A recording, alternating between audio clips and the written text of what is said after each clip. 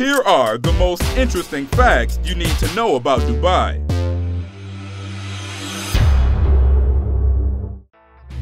Number 10. Gold ATM. The Gold to Go ATM is an ATM designed to dispense items made of pure gold. Is it just me, or does that sound crazy? The first gold-plated vending machine, located in the lobby of the Emirates Palace Hotel in Abu Dhabi, dispenses 320 items made of gold, including 10-gram gold bars and customized gold coins. Talk about last-minute gifts. The vending machines are covered in gold leaf and include a touchscreen, cash and credit card slots, and a lighted display showcase. Users have to scan their ID for large purchases, and users may only access the system 3 times in one day before an enforced 48-hour break. You guessed it, it's to prevent money laundering. The machines are supposedly fitted like an armored vehicle and tested with explosives to prevent theft. And of course, there's 24-hour surveillance that records all transactions. The vending machines update their prices to gold's market value every 10 minutes. Well, whenever you're in Dubai and want to exchange your cash for something a little more economically stable, you'll be able to hit these ATMs up all over the place. Number 9. Addresses. Because the rate at which Dubai has been growing, the city never developed a standard address system. Instead of an address line on a mailing label, residents would apparently draw a map or write out specific instructions, such as, after you pass the White Mosque, it's the first street on the left, blue door.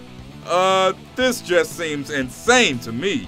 It wasn't until 2015 that Dubai started assigning so-called Makani numbers, which are unique 10-digit codes, to all buildings to help identify them. Makani is essentially my location in Arabic. Now, the city has 14 districts, and the Makani system is being constantly updated and improved. The smart system was shown to cut arrival times of ambulances, taxis, and delivery vehicles anywhere from 20 to 50%. Number 8. Alcohol. One of the big misconceptions about Dubai is that you can't drink. And if you do, there are strict repercussions. But this isn't the case at all. The city of Dubai is the hub of tourism for the United Arab Emirates. For this reason, and because of the large population of expats living in Dubai, drinking is allowed for non-Muslims. Tourists are permitted to drink in licensed hotels, restaurants, and bars attached to licensed hotels. But it's unacceptable and punishable to drink in public areas. This is still a Muslim city that follows Sharia law, which is the religious legal system for Muslims. So, while Dubai tolerates alcohol consumption by non-Muslims, there are still strict rules in place. To purchase alcohol at a store, or even drink at a bar, both residents and tourists require a license to drink. Number 7. Zero income tax. Dubai is a popular destination for expats from all over the globe, not just for the opportunities it promises, but also for the lure of living a tax-free life. The UAE is known as a tax-free country. Hold up, did someone really say tax-free? The UAE federal government doesn't impose income tax on companies and individuals in the UAE. Contrary to some reports, the ruling family of Dubai has indicated that Dubai will never resort to taxation as a way of getting revenue. So it's unlikely that residents of Dubai will see any income tax levied, as long as the oil revenue still keeps rolling in. The trick is essentially becoming a resident of Dubai. If you're earning an income in Dubai, but are a tax resident of another country, you still have to report your income and pay taxes to that country. For example, if you're a tax resident of England and you own a rental property in Dubai, you're still required to declare the rental income on your British tax returns and pay appropriate taxes on that income. Number 6.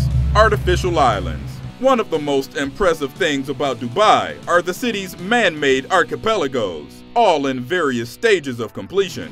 The artificial islands consists of Palm Jumeirah, Palm Jebel Ali, Daira Island, the World Islands, and Blue Waters Island. The islands are made by a process called land reclamation, which involves dredging sand from the Persian and Arabian Gulf's floors. The sand is then sprayed and vibro-compacted into shapes using GPS technology for precision, and surrounded by millions of tons of rock for protection. Perhaps the most recognized of the bunch, Palm Jumeirah, is shaped like a palm tree, and surrounded by an almost 7-mile-long crescent-shaped island, which is home to many luxury hotels and resorts that are on the archipelago. The project was kicked off in 2001, and ultimately added 40 miles of coastline and beaches. Today, travelers can access Palm Jumeirah from mainland Dubai via a monorail, and an underwater tunnel connects the topmost frond to the crescent. Any one of you guys ever been? Let us know how it was. Number 5. The Burj Khalifa. The Burj Khalifa is a mega-tall skyscraper in Dubai. Oh yeah, it's also the tallest building in the world. With a total height of 2,722 feet, the Burj Khalifa has been the tallest structure in the world since 2008. Construction of the Burj Khalifa began in 2004, with the exterior completed 5 years later in 2009. Outside, the Dubai Fountain was designed and built at a cost of $217 million. Well, I guess that's just the going price for the world's largest choreographed water show, illuminated by 6,600 lights and 50 colored projectors. The fountain is a little over 900 feet long and shoots water 500 feet into the air. Did I mention there's music in the performance as well? Anyways, back to the building itself. Here's something not many people know. The Burj Khalifa wouldn't have been completed without the financial help of Abu Dhabi, Dubai's neighboring emirate. Dubai was suffering from a financial crisis, but the government was bailed out by the Sheikh Khalifa. Abu Dhabi and the federal government of UAE lent Dubai tens of billions of dollars so that Dubai could pay its debts. Until just before it opened in January 2010, the tower was actually named Burj Dubai, but it was renamed in honor of Sheikh Khalifa for his help to Dubai during the middle of their economic crisis. Number 4. Cranes of Dubai. At the peak of the building boom in 2006, it was estimated that Dubai had between 15 to 25% of the world's cranes. Some reports stated that there was as many as one tower crane for every 44 residents. While many industry experts argued that they were unlikely to have ever been true, there's no doubt that there were an awful lot of cranes rising from the city skyline. Dubai has been building so much that cranes are easily a part of the Dubai story, a symbol of its ambitious growth. During the boom years, there was a heavy demand for cranes, and contractors were willing to pay top dollar. The Burj Khalifa alone needed 3 tower cranes with a maximum lifting capacity of 25 tons each. However, Dubai's property market experienced a major deterioration in 2008 and in 2009 following the financial crisis. However, a recent boom has made Dubai a top destination for all the cranes of the world once again, with many cranes taking up space all over Dubai. Number 3. Dubai police cars. In a city where it seems like everyone has a Bentley or Rolls-Royce, it almost seems normal for the police force to have a fleet of supercars at its disposal as well. It's probably safe to say that nowhere else in the world is there a police force that's likely to have a Bugatti Veyron, Ferrari FF, or Lamborghini Aventador.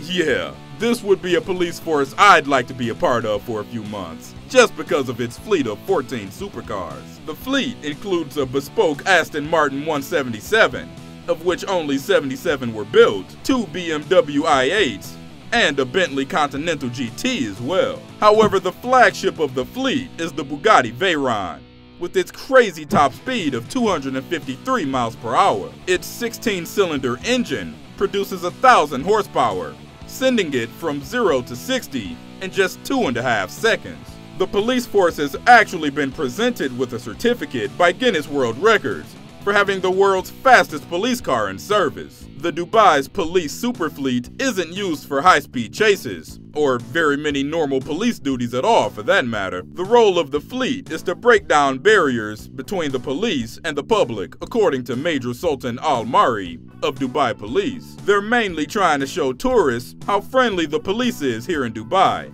and apparently, the supercars help them connect with people all the time. Number 2. Dubai and immigrants. It's estimated that around 15% of Dubai's 2.7 million population are Emiratis, while the other 85% are expats. Most of the workers building Dubai's hundreds of skyscrapers immigrated to the United Arab Emirates from India, Pakistan, and Bangladesh. It's estimated that they now comprise about 50% of the city's population. The class divide is big. Human rights organizations have complained about violation of human rights in Dubai. Dubai is well known for their immigrant workers living and working in terrible conditions, while native Emiratis have their rent, education, and medical bills paid for. However, there are many upper-class foreigners that earn high salaries. Number 1. Camel racing. Camel racing has been around for thousands of years, and it's popular in Dubai. The sport of sheikhs almost exclusively use small children, usually boys around the age of 4, to ride and direct camels. Many of the boys used for races were illegally bought by race organizers or camel owners. Often the boys would be starved to be as light as possible, as bad as that sounds. However, the United Arab Emirates was the first to ban the use of children under 15 years of age as jockeys back in July 2002. So, without small kids to use as jockeys, what was the solution? They came up with the solution of robot jockeys. Robot jockeys are now commonly used on camels in camel racing as a replacement for human jockeys. Developed since 2004, the robotic jockeys are slowly phasing out the use of human jockeys. It really should go without saying that this has been a great development for any kids that would have been involved. Here's what's next. In 2016, the LA Times reported that it was officially the most violent city on the globe. In 2015, for example, there were more than 6,000 reported homicides, 17 times more than the global average. It should come as no surprise that drugs and organized crime have played a huge role in this staggering